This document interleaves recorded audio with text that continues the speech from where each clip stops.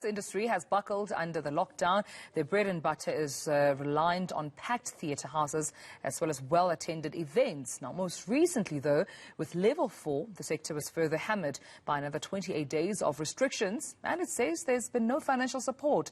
So now that we've moved down a level, what does this mean for the arts? Here's eNCA's Tanya Nefdt, who finds out. Gatherings will be allowed, but will be limited to a maximum of 50 people indoors and 100 people outdoors. A feeling of déjà vu for the arts industry. Having been here before, the sector has also not seen the light since the start of the pandemic. The famous Fugard Theatre was sadly one of the first casualties.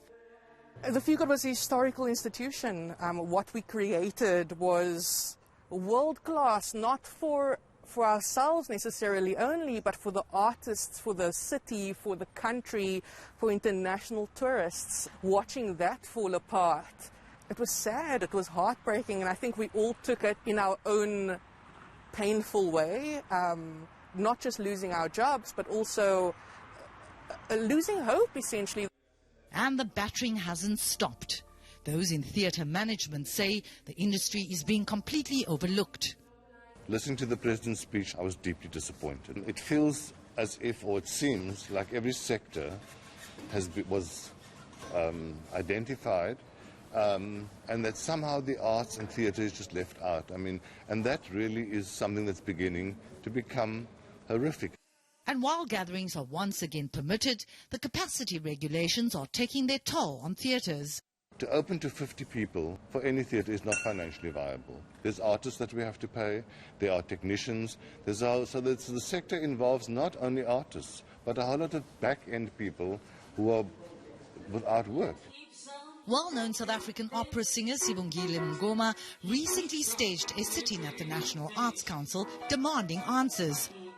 Those people don't even know what it looks like not to have rent. They don't know what it means to be homeless.